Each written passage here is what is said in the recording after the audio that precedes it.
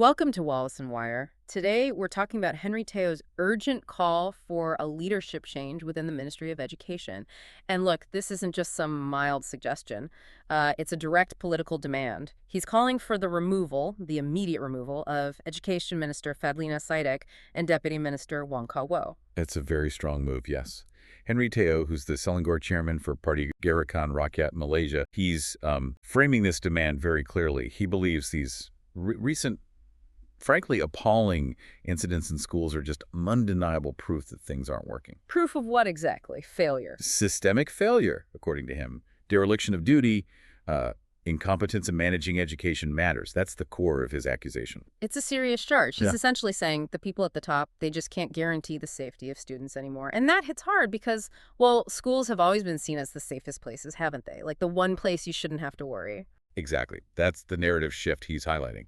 He argues that traditionally, parents saw schools as absolute sanctuaries, safe haven. But now he claims that trust is completely eroded. Shattered is the word he might use. And he's not just saying this out of the blue. He has evidence, right? He mentions schools becoming high-risk areas. That sounds terrifying. Yes, he specifically cites evidence to back up the claim that school safety has hit a red light, as he puts it.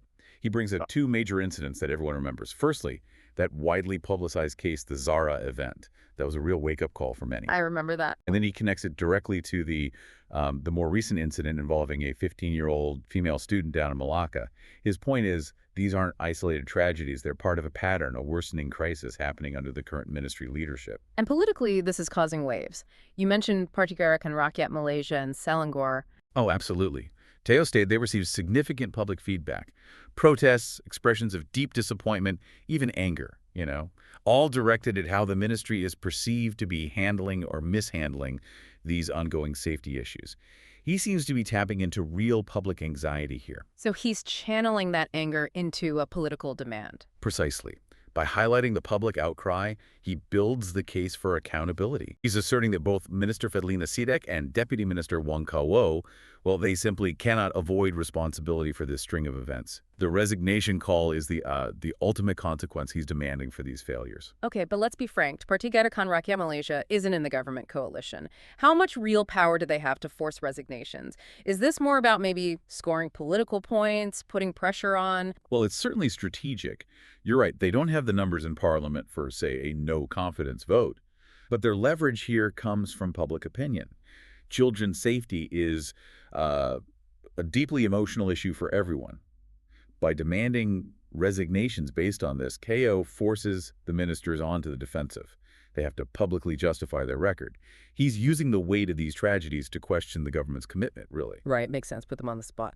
So, okay, demanding resignations is one thing, but Teo knows that won't magically fix the underlying problems. Did he propose actual solutions? What does he want done? Yes, he moved beyond just accountability for the leaders. He made concrete policy recommendations directed straight at Prime Minister Anwar Ibrahim.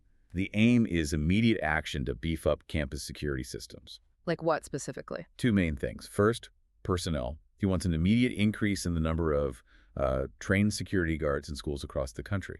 A visible deterrent. More boots on the ground, basically. Essentially, yes. And second, technology. A major push for installing closed-circuit television cameras, CCTVs.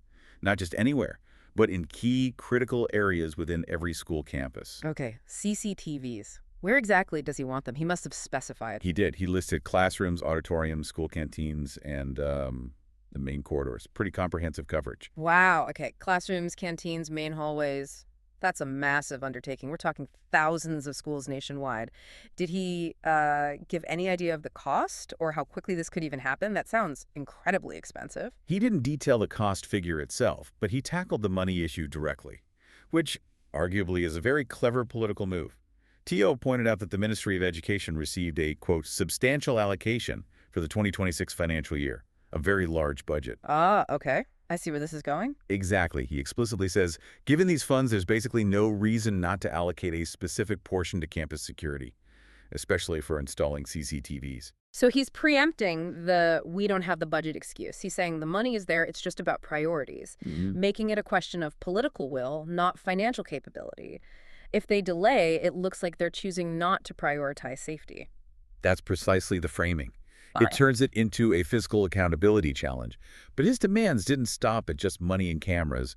He also touched on a very sensitive area. What happens to students who actually commit serious offenses on school grounds? Consequences, right. What's his stance there? Because that often gets complicated with minors involved. Very intense stance. He's urging the government to treat these incidents with extreme seriousness. He wants strict punishment for the students involved, not just a slap on the wrist.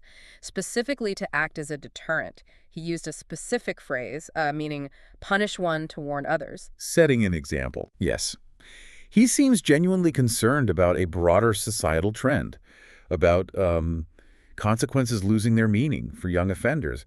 He paints a pretty bleak picture, actually. If the government is seen as being too tolerant, letting students use the education system, school discipline, as a shield, his fear is that this tolerance creates a dangerous cycle. Imitation, copycat behavior, leading, in his view, to a potential total breakdown, not just on campus, but social order generally. That's a stark warning. Wow. So he's linking a failure to punish severely in schools directly to, like, the potential collapse of social order. That's quite a leap, but a powerful argument. It connects the micro-level problem bullying, assault in schools, to the macro-level national law and order, societal norms. The argument is, if the system looks weak, it emboldens bad behavior. It suggests the ministry's failure isn't just about inadequate protection, it's about failing to uphold basic societal rules within schools. So let's wrap up his main points. Henry Teo is saying, basically, leadership has failed, they need to go. And immediately, we need action.